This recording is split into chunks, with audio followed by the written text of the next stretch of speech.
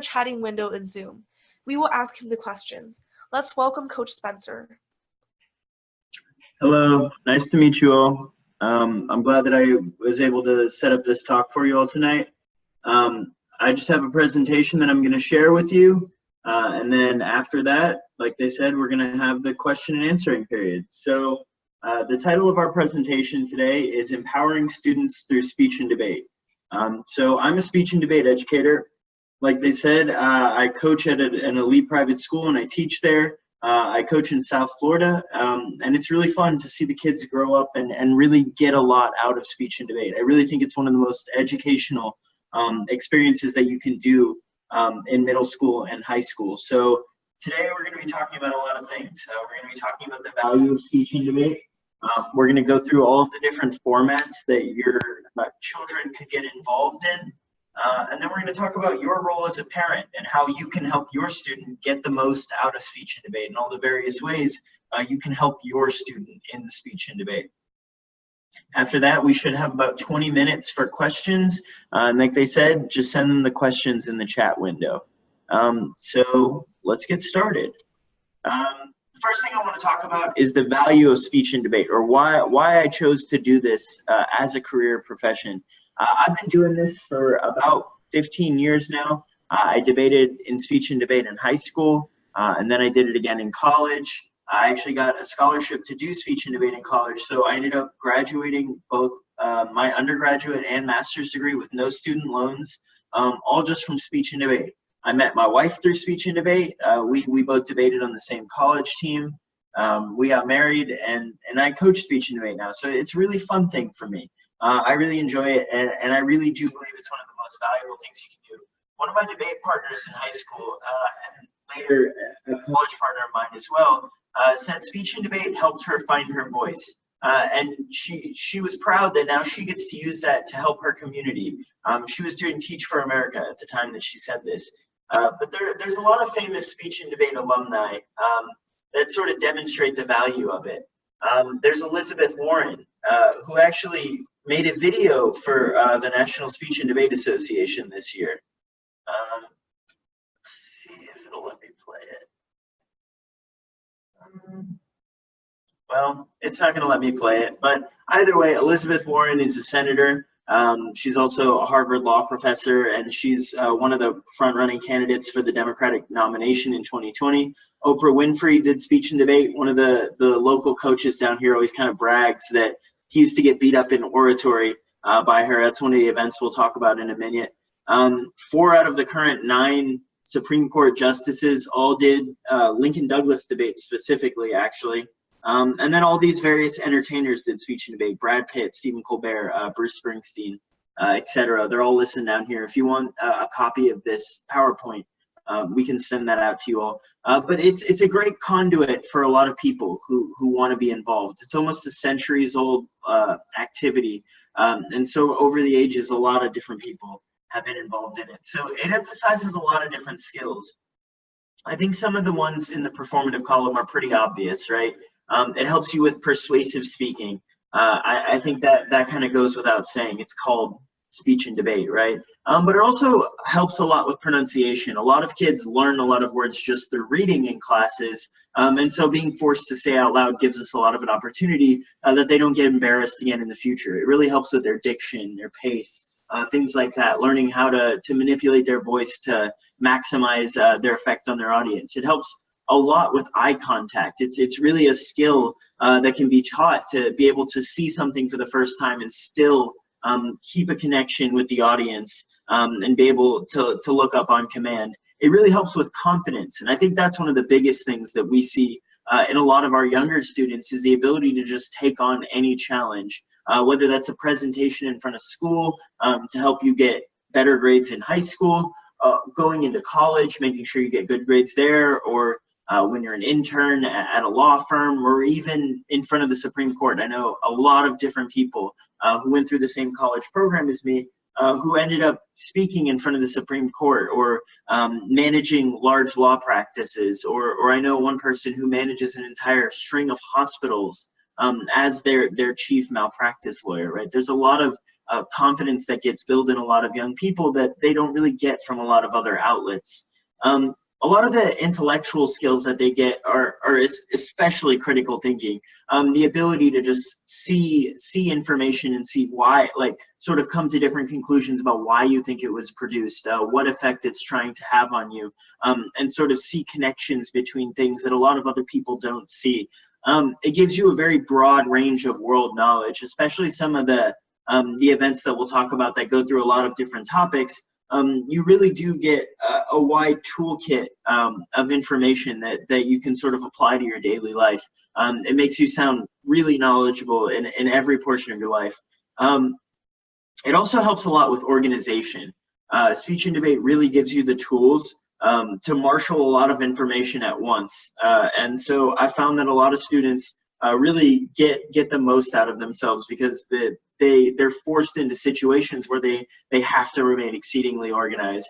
It also improves a lot of your interpersonal skills. It allows you to advocate for yourself. It teaches you how to fight for something you're passionate for.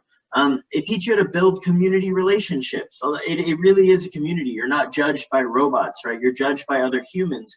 And so you're forced to build these connections and sort of create all these relationships all over the country. And if you're lucky enough, there's some schools that get to travel all over the world. I think one of the biggest things that I like to teach students, and I think that comes away from it, is sort of that empathy building. It really does teach you to take other people's perspectives, constantly switching sides on issues and debate especially. Teaches you to see where other people are coming from. And I think that's one of the most important things we can teach. It gives a lot of professional connections, whether that's like in the short term, a lot of students get connections at summer camps. So when they're in college, they have a lot of extra cash or private coaching people. But also just they meet a lot of professors at a lot of big institutions. They meet a lot of parents of other students who own law firms or work in various businesses, work at news firms, right? A lot of people at a lot of schools in our district ended up becoming famous because they knew so many people. One of the students on my college team, for example, his dad was one of the like sound producers for Taylor Swift or something like that. So someone got to do an internship with them in sound, right? It really opens up a lot of avenues for people to meet various people. And I think one of the other things in the short term is helps you build up a business wardrobe. Not a lot of students have suits, and so a lot of the activities in speech and debate require your young students to wear suits, and so it really helps them when they're immediately getting out into the world that they're able to do that sort of thing. Yeah.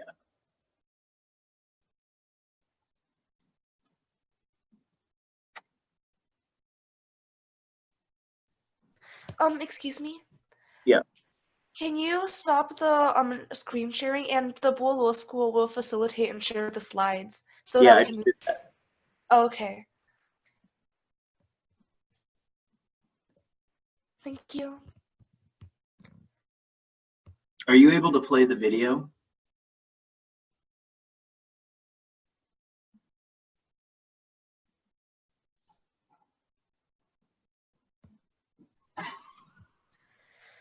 Yeah, I don't think I can play video here, but I can move slides. Mm-hmm.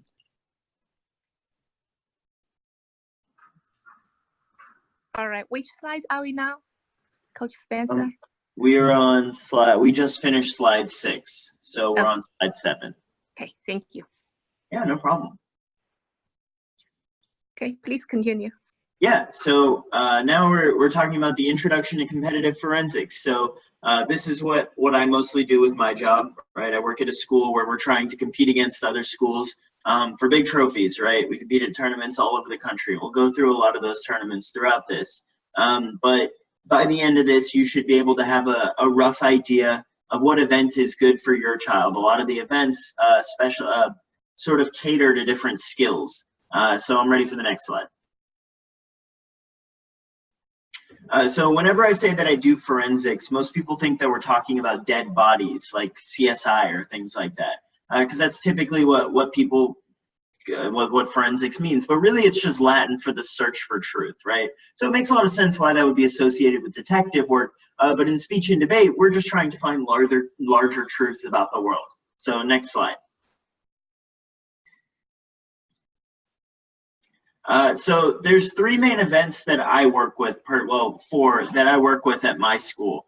The first is public forum, and these are all the competitive debate events. So speech and debate is broken up into speech and debate, and we'll talk about debate first and then the speech events. So the first one is public forum, and that's mostly what we work on in the small group classes at this school. So it's a 2-on-2 event, so it teaches a lot of partnership skills, and it's a very rhetorical event. It's less about the evidence that you have and the specificity of the amount of arguments you're making. It's less about people just trying to bully people out of the round, right? And it's more about like traditional eloquent speaking. It requires about medium levels of participation, so it's a good event to get into if you have a lot of other things on your plate, right? If you're also head of student government and taking 6 AP classes and things like that, there's some other events you might not want to get involved in because they require such intensive preparation. Public forum is also very interesting because it has a new topic every month. And so these topics, you get a lot of exposure to various topics. You get sort of shallow depth on that, but you do get a wide range of topics, and these topics are typically very news related. So they're things that are going on in the present time. For example, last year, right after the Las Vegas shootings, we debated gun control immediately after that, right? This year, we're debating about the war in Yemen and Saudi Arabia's relationship with it right after a journalist was killed, right? It tries to sort of follow the news. Congress is another event that we coach, and in Congress, they're trying to simulate a legislature. Everybody is trying to pretend that they're Congress people, giving short 3-minute speeches, either advocating for or against a bill, and then asking various questions. They learn a lot of procedural Robert's Rules of Order, which is really good if you ever want to be a parliamentarian for a club, like a Kiwanis Club or something like that. I personally never use this, but I think that it's a very valuable event because they get a lot of bills. At any given tournament, you're prepping for 8 to 10 bills, and you're learning a lot about various things, right? One of them might be about agricultural subsidies, and at the same tournament, you might also be having to research about how much we spend on like Antarctic research, right? It's a very wide-ranging activity. It's also a free-for-all. You're not relying on a partner. It's 16 people in a room, and they're just sort of ranked as such. This requires the least preparation. I know that sounds a little paradoxical because there's that many bills, but because the speeches are so short and there's 16 people, it's not really everybody is directly responding to each other, and you're more ranked on how well you spoke than the specific arguments you're making. And a lot of people will sort of share with their team a lot of preparation because they'll be in various different, they call them chambers. So that's a really good, this is the event we recommend for our students who are the most heavily involved in other things and just want to get the bare minimum skills that speech and debate offers, like those bare minimum research skills, things like that. The next set of events is policy debate and Lincoln Douglas. These are actually my favorite debate events to coach because these are most like chess. These are very intensive game style events. These really require the most preparation and they're the most research intensive.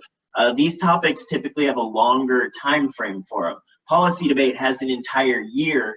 Lincoln Douglas has two months. And these really get into the philosophical aspects of it. So whereas in public forum and Congress, we're really talking on like a news level with the debate, with policy debate in Lincoln Douglas, we're getting more into like deep questions about philosophy and being, and things like that, right? It is very, very research intensive. This is for students who aren't involved in that many other things and really want to get involved in debate and travel a lot around the country. These are the hardest events to do well at because these are the events that people who are most dedicated really gravitate towards. So these aren't really the best events if you just want something to get on a resume and you just want to get those bare minimum speech skills. But these are really good events if you want to throw yourself into debate and get really deep critical thinking skills, and learn sort of the broadest range and the deepest range of knowledge. These are the most argumentative. These are sort of, if you ever hear about any faster speaking events, these are those. And you still get a lot of those persuasive skills because not every round is fast, but some rounds are. And so the students really learn to think at a very quick pace by doing these events. So next slide. In addition to the competitive debate events, there's also competitive speech events. In order to keep my scholarship in college, I had to do 2 speech events at a time. A lot of the students at my college did 5 speech events, the ones who didn't do debate. So it's really an interesting thing because these are a lot shorter than debate, but they're very, very educational and very, very fun. So the first group of events is platform speaking events, and these are memorized events. So all 3 of these events are 10 minutes. And so in some of them you write in declamation, it's not, you didn't write the speech, we'll get to that in a second. But in any event, you memorize all these speeches and you practice them a lot and you prepare them for a room of people. 6 people present their speeches and the judge just ranks those speeches, and you sort of progress throughout a tournament in that way. Informative speeches, this is an event where you're sort of writing a documentary. You're writing your own 10-minute documentary about something, and you're presenting it to the audience. This was my favorite event that I did in college in the competitive speech event category, because I feel like you can really find anything interesting you want and just explain why you think people should care about it. This is really good for kids who like to just research any random thing, who don't want to be confined by a topic. Oratory is a lot more persuasive. This is a lot more about calls to action. This is where you're trying to relate your personal experience to a larger movement or change that you think people should be engaging in. So whereas informative is a lot more objective and you're just like giving information, oratory is a lot more argumentative and you're trying to push people towards a sort of life choice. Declamation is where you're memorizing a previously written speech. So you might memorize MLK's "I Have a Dream" speech. This is where you this is where you start the youngest students, like people in 4th grade or people who maybe are just learning English. This is a great option for them because then you don't have to write the speech, you're just memorizing it, and we can still get a lot of those persuasive skills down. We can still practice the delivery, but you don't necessarily have to be as good of a writer. So this is definitely where we start a lot of younger students. When we talk about later when you should be getting your students involved, remember that declamation is a good entry point for the speaking events.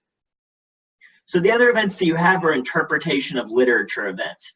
These look a lot more like acting. They really are acting. But the reason that they're involved in forensics is that they're acting with a purpose. You can almost view the performance as evidence for their larger message, right? So in the same way like child stories, like fables have messages, interpretation of literature, you're supposed to find pieces of literature that are really saying something monumental about society.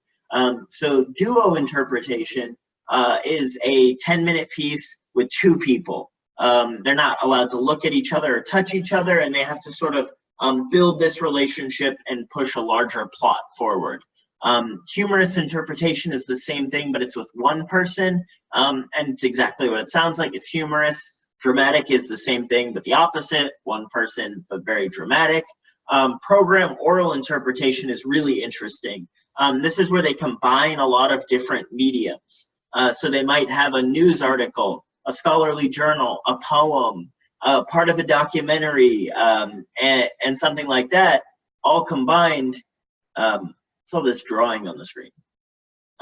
Yeah, it'll all be combined to sort of tell a larger message. And the people who are best at it are those who can splice together pieces very well. The last one in this category is poetry. So this is when you just, you find a lot of poetry, like 5 or 6 poems, and splice them together in a way that has a larger meaning. limited preparation events are really good for people who want to get into journalism.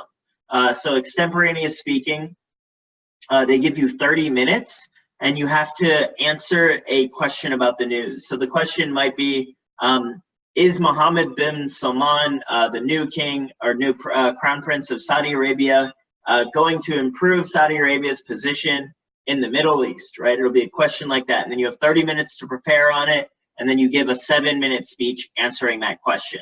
I think this is one of the harder events to do because you really have to read about a lot of things and be really prepared to answer a lot of random questions. I think this one generates some of the best skills when it comes to just speaking off the cuff and feeling very comfortable answering any question. Impromptu speaking is kind of similar, but it's more about your interpretation skills. So they'll give you a quotation, something like, there is no pancake that is so flat that it only has one side, right? And you're supposed to interpret what you think that means and then either agree or disagree with it. So you have 7 minutes in all, and they typically recommend that you prepare for about 1.5 minutes and then give a 5.5-minute speech. Again, this is a really hard event. You have to be really quick thinking on your feet and be really good at coming up with arguments and examples for those arguments. A lot of students who are very good at this will have a notebook where they prepare a lot of examples that sort of support generic arguments, so they aren't going in there with nothing at all. So that's most of the competitive speech events. There's some other random ones that they add every now and then. But those are the large categories that you can expect at most national tournaments. So next slide. So there's other events that are unrelated to competitive forensics that sort of look like speech and debate that I think a lot of people get confused with speech and debate. So just in case there was any questions about those, I asked a bunch of the other coaches at my school who do these events and sort of found out what these are. So Model UN is kind of like Student Congress, honestly. They simulate United Nations committees. They advocate for a solution, something like, how do we solve hunger in Africa? And then they try to build larger committees where they're pushing forward like a committee resolution. Mock trial, they're given a fact pattern, and they're given sort of roles as witnesses or lawyers, and they perform a trial, and the team who is most believable is the one who wins. Moot court is a lot more about the writing process. So they're given a fact pattern and then they have to write an appellate brief. And then they go in front of a panel who questions them about it. And then they're judged on the quality of their brief and their ability to defend the appellate brief. Honestly, I wouldn't ask me any more questions about those 3 things. I've never done either of those. But that's what I found out about them for you all, just to make sure that you had a baseline introduction to them. My school offers these 3 things in addition, but like I said, they're completely separate from competitive forensics. All right, next slide. All right, so there's 3 main levels of forensics that students can compete at. The first one is local. So these tournaments are held at just local high schools after school or on the weekend. They'll typically have between 2 and 4 rounds. They'll have cheap plastic trophies. And this is sort of every student's introduction. Many students stop competing at this level after their sophomore year. But these are really cheap tournaments, but they don't have the highest level of competition. The next level is regional tournaments. So regional tournaments are typically statewide tournaments. These might be held, for example, for us, we have one at the University of Florida and we take a bus up there. This is typically a lot of students' first experience with travel, but it's not that large of a tournament and it's really not that competitive. And then we go to the national circuit. These are really hard tournaments. For example, one of the ones Harvard we went to had 300 students at it from all over the best schools in the country. And it's really, really competitive, takes a lot of preparation. And these are the things I enjoy coaching the most and like travel around with my team doing. It's a lot of fun. It's kind of expensive. But if you're in a good situation, it's really a really educational experience because the students at the highest level prepare the most. Yeah, next slide.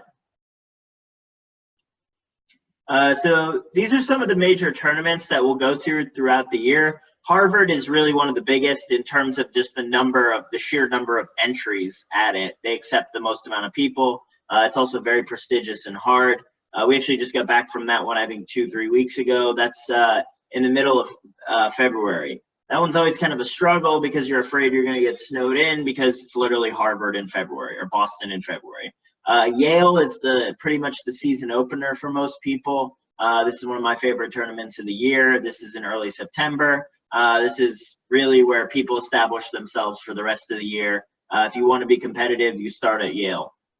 Emory is a late January tournament. This one is you only allowed 2 entries per school, so it's really an elite tournament, one of my favorites. Glenbrooks is one of the biggest first semester tournaments. It's at a high school. I think it's at Glenview North and South. It goes back and forth every other year. Really, again, cold. It's Chicago in November. Minneapolis is in Minneapolis in September. Des Moines Valley is a very strong debate tournament, exactly where it sounds like it is. Lexington is in Massachusetts in January. We just got snowed in there for 5 days. Don't recommend that one. Berkeley is a Harvard alternative. They do it the same weekend, but it's in California. So a lot of people who don't like getting snowed in go to Berkeley. So that's a really fun tournament. And then you got Georgetown, which is a great tournament for beginners. It's at the beginning of the year, but a lot of big schools don't go there, so you don't hit a lot of the hard competition. Green Hill is the same weekend as Yale. It's also a season opener. They sort of have a rivalry going on there. Green Hill is an easier tournament than Yale, less entries, but it's still a lot of fun. And then we have 3 big national tournaments. NCFL is the least prestigious, and it's the most traditional. But it's a really big tournament, and a lot of people like to go to it. That one moves around every year. I believe this year, I want to say it's in Milwaukee. I'm not going to that one though. It's not the most fun tournament. TOC is the hardest, biggest national tournament in debate. You have to get bids to get to it. Those are really hard to get. You have to be like top 32 out of like 300 at these tournaments to get these bids. Actually top 16 a lot of time. And you have to get them twice. So these are really, the TOC is really the best of the best of the best. And that one's in mid-April. That's very hard to qualify for, especially in Lincoln Douglas and policy debate.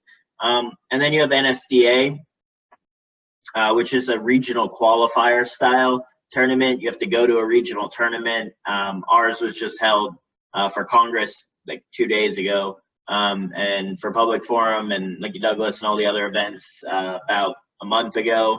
And it's just a 1-2 day tournament where you just qualify. If you get top 3 at the tournament, you go to the national tournament.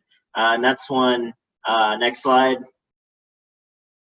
The NSDA national tournament is actually in Dallas this year. It's June 16th to the 21st. This is actually the biggest academic competition in the world for any age group. They sort of cling to that. It has the most students of any academic contest in the world. It's really, really hard to win that tournament, very competitive. And a really cool thing about that tournament is they give out a lot of scholarships for champions. For example, Public Forum, if you win that, both partners get $10,000 each. So that's a really cool incentive that they give for the NSDA. So I'm really excited. We qualified someone a couple weeks back, and I'm really hoping they can go to college with scholarships. You know, that'd be a great start for them. Next slide. So if you ever want information about tournaments, there's 2 websites that I would say 98 to 99% of all speech and debate tournaments use for all their information and registration purposes. The one that we have an example of here is tabroom.com. And that's, you can see sort of, if I don't know how zoomed in you are, but you can see there's sort of various tabs. It's all very intuitive how you look stuff up. Pairings is where you look up all the schematics for who's hitting who, like who's debating who, and results are where you look up how people did. There's a lot of information that you could get on the side for when tournaments happen, when the deadlines for signing up are, the costs, all that sort of thing.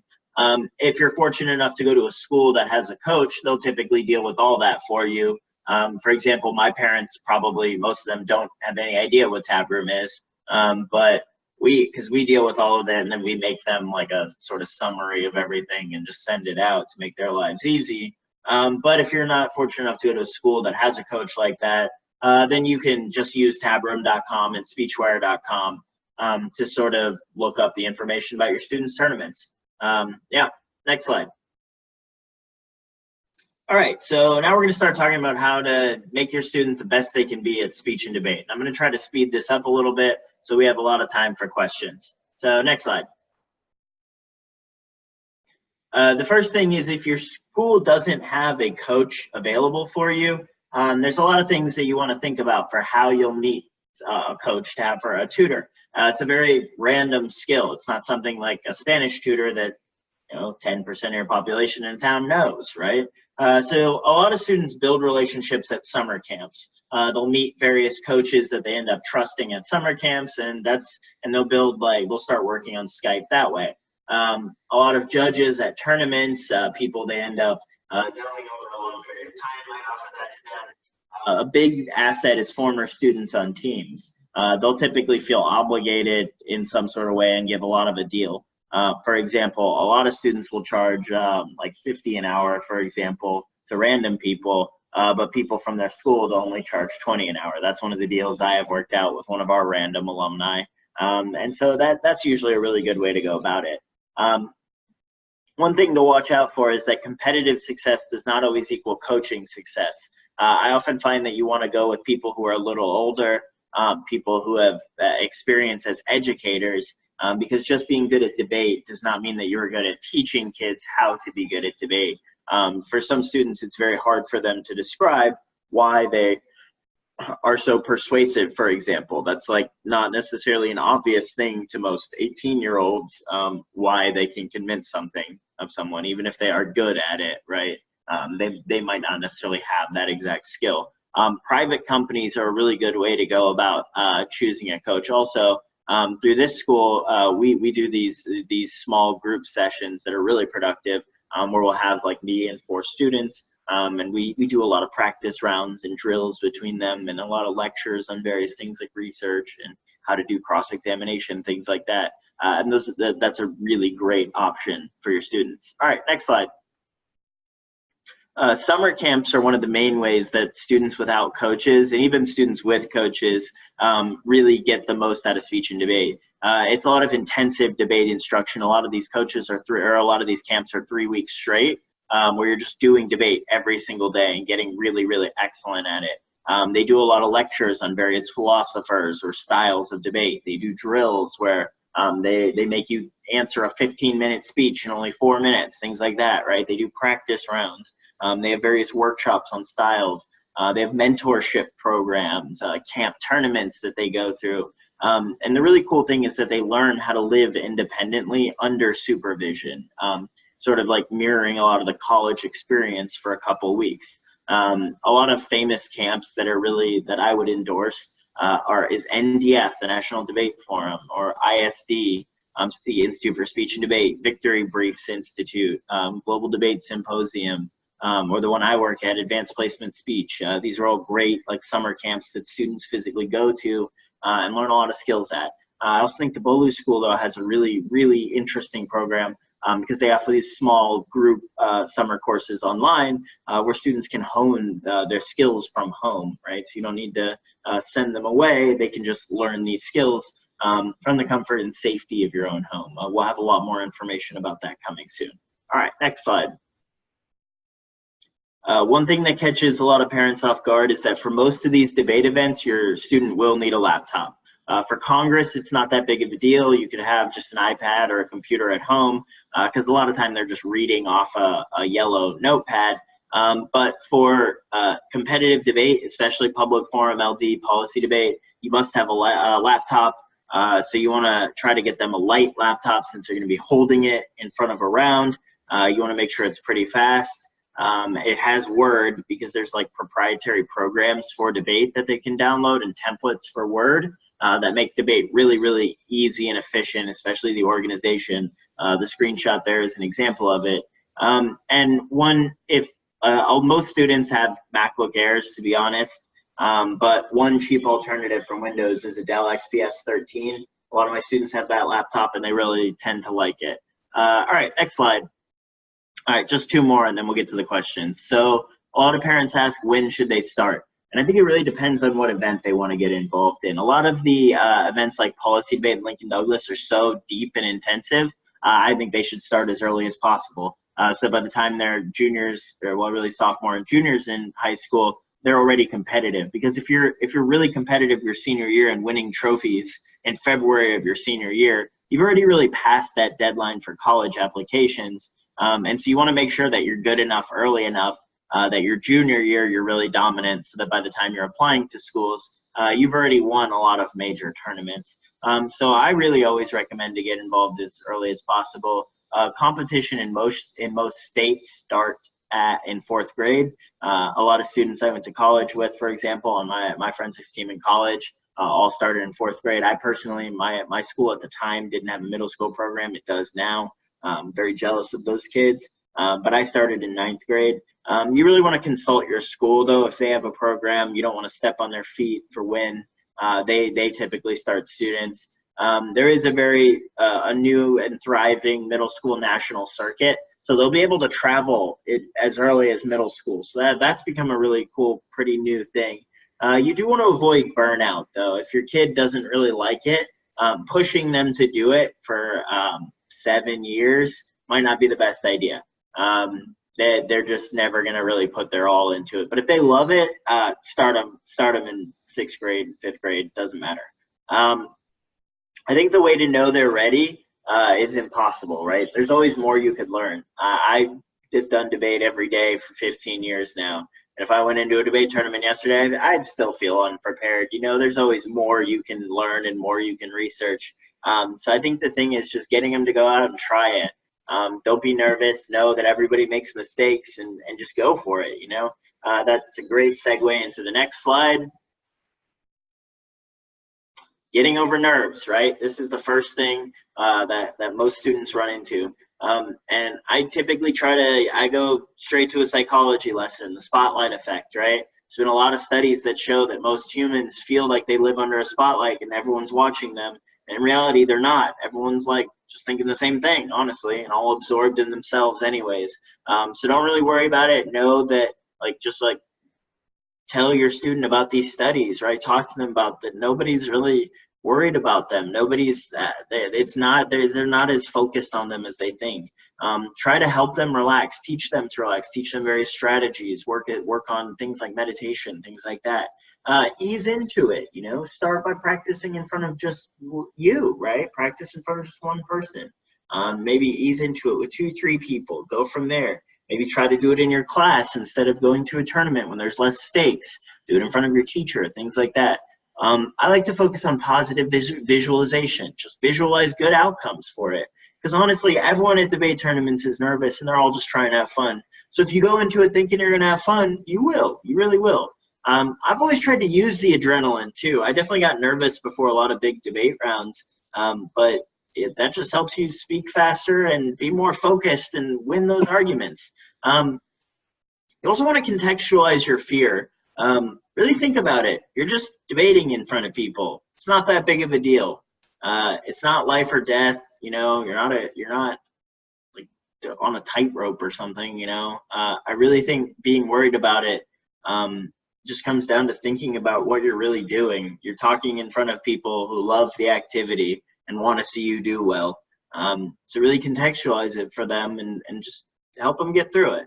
All right, so we went about 4 minutes over on the discussion. That's not too bad, to be honest. So let's open it up for questions, if you all are ready for that.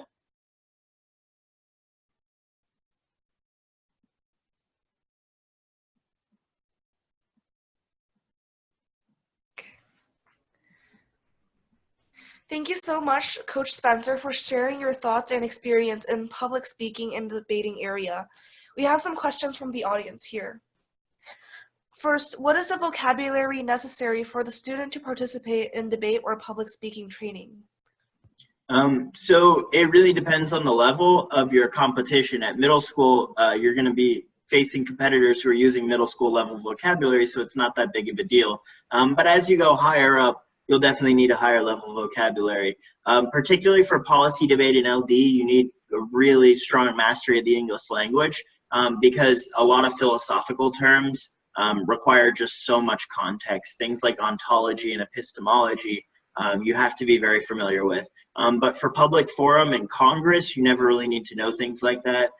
You do need a relative understanding of the English language, but you could get by in Congress with just a basic understanding of most vocabulary. That's not that big of a deal. As far as the speaking events, that's up to you. You write the speech, so as long as you know what you wrote, you're good to go. Thank you, Coach Spencer. Our second question is, what is the reading and writing level requirement in order to start debate and public speaking training? So that's why declamation is a really good introduction because you don't need to write the speech. You're just memorizing someone else's speech. So that's why we typically start fourth graders off with that.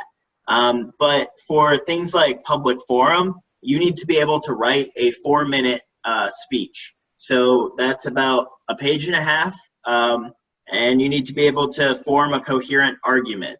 There's a lot of textbooks and coaches and organizations like this school, for example, that can help you get to the level you need to write those things. As far as for the speech events, you just need to be able to write a 10-minute speech and memorize it. So that's about where you need to be. As far as reading, again, it depends on the event. Policy debate and Lincoln Douglas require really high-level reading skills. Some of the philosophical texts that you'll read really require so much context. Some parents in the audience probably could not read them just because it's such a specialized language. For Congress and public forum, and especially for declamation, you just have to be able to read news articles. Things like, if you could read a New York Times article, you will be more than good to go. Make sense? Cool. Thank you. The third question is, what kind of training is required to participate in debates? So that just depends on how competitive you want to be. The kinds of trainings that you'll typically go through is if you have a coach at your school, they'll typically have meetings after school where people strategize specific arguments that you'll read and share evidence. They'll do various practice rounds. They'll do a lot of cross-ex drills, for example, where a student will read their case and then I'll just ask them questions for 10 minutes, you know, until I'm confident that they know exactly what they're talking about, right? Things like that. But as far as like the training that you would need to do privately, never having had that environment at school, I think that the best training really is doing debate rounds. I would say that trying to hope that when they get there and do it for the first time that they will already be excellent at it and win that tournament immediately is not the best idea. I think that students should just get involved with it, try it out, see how good they are, and then work with the coach from there to identify what specifically they need to work on, because every student can get better at it. But as long as they can read the case and fill up their time in their later speeches, they're good to go. And then with declamation, again, they just have to memorize a 10-minute speech, and which shouldn't take more than a week for most students. Thank you so much. Mm-hmm. Our fourth question is, what is the long-term benefit for my child to participate in the debate tournament? Yeah, so the long-term benefits really go back to a lot of what we talked about. You can get involved in pretty much any career. And I think that in a lot of specialized careers, especially things like medicine and engineering, most of the people who are good at it don't have those public speaking skills. And so if you have those technical skills, or if you're a computer coder, for example, but you can also sell your product because you're a persuasive speaker, it really ends up helping.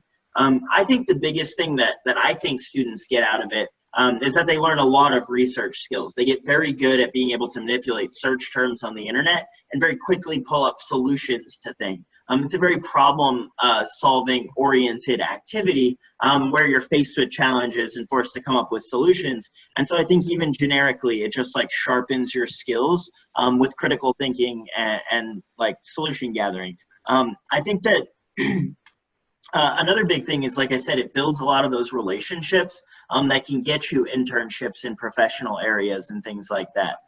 Yeah.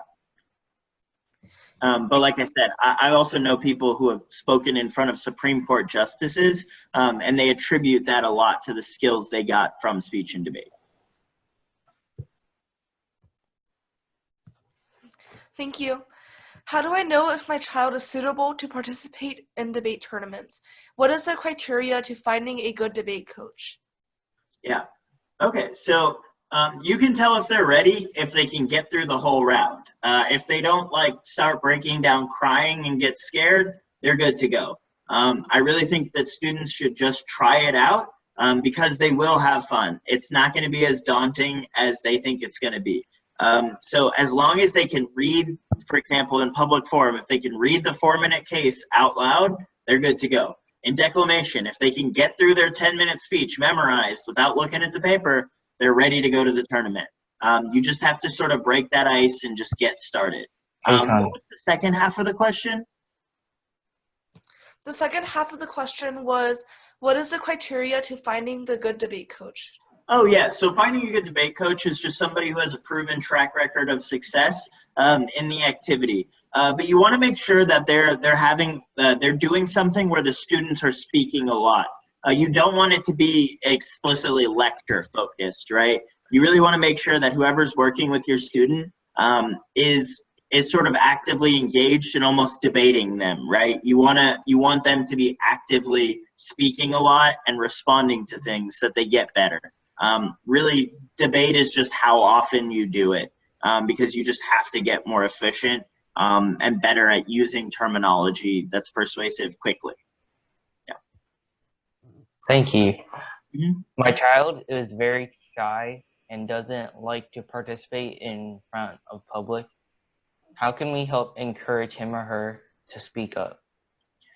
So I think declamation is a really helpful way to get started with that because then they don't feel like it's their own words, they're just giving some famous person's speech. So help them by finding a really cool speech that they really like and just get started. And like I said during the presentation, you want to ease them into it. Start with just 1 or 2 people and go from there. But the only way a student is ever going to get over that sort of thing is just doing it. So talk to them about the spotlight effect, talk to them about relaxing, give them positive visualization strategies. But honestly, at some point they just have to do it. And so just make them do it in front of 1 person, 2 person, 3 people, and just keep going up. And if they start young, it'll be much easier than if they're starting when they're 16. Thank you. Mm-hmm. Our next question is, does Boluo School offer policy debate programs this summer? It can. We'll end up seeing based on the numbers. It just depends on how many students sign up. We would have to have like 4 students minimum so that we could have practice rounds back and forth. If it's just 1 student, we'd have to work out something different where it's an individualized thing.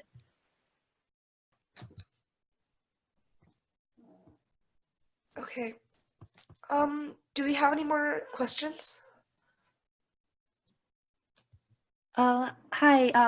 I have a question from a parent asking about the debate and speech summer camps. Yeah. She is wondering, do you have any recommendation for good debate and speech summer camps? Yeah, absolutely. So this really depends on the event and the geographical preference, and also how much money you're really trying to spend. So without any more specificities on that, I'd be a little hard pressed to give you a specific one, but I recommended a few in the slides earlier. Some of the main ones for public forum, for example, are the National Debate Forum, NDF. They have a session in Boston, they have one in San Jose and one in Iowa. I know a lot of people who work there. I worked there for 2 years. I really like that one. That's the National Debate Forum. one of the most renowned public forum camps in the country. ISD is also really good for extemp, especially like extemporaneous speaking and public forum and Congress. That one is in Florida and North Carolina. Victory Briefs, I'm honestly not entirely sure where it is. I feel like it's in California, but I don't know. I just know I debate mostly on the West or the East Coast. That's mostly a West Coast thing. So if you're in California, you'll want to look into VBI. Same thing with GDS, which is the Global Debate Symposium. That's out in Colorado. They're a very good policy debate in Lincoln Douglas camp. AP Speech is the camp I work at. That's in South Florida. We have a really strong speech program, especially as you can tell by the name. But I also run a small debate camp out of there, just like 6-8 kids. And I have, depending on the numbers, sometimes we do public forum, sometimes we do LD. Almost every year we end up doing LD because that's just what I prefer. And it's easier to do a small camp with LD than public forum. But if you have more specific questions about like any particular region you're in, Yes. budget, and yeah. Yeah, actually, how about the Duke TIP debate summer camp? How about that one? So I don't personally know anything about it, but Duke does have a very strong college debate program. So that's very likely a good debate camp. Thank you. Mhm. A parent had a question. In the Yeah. Midwest, is the MSDI policy debate summer camp worth attending? Is that Missouri State? And in what event? Policy debate. It's Yeah. in the Midwest, so Yeah. probably. And policy debate, yeah. Okay. Yeah, they have a really good policy debate team in college. Yeah. Okay. Are there any more questions?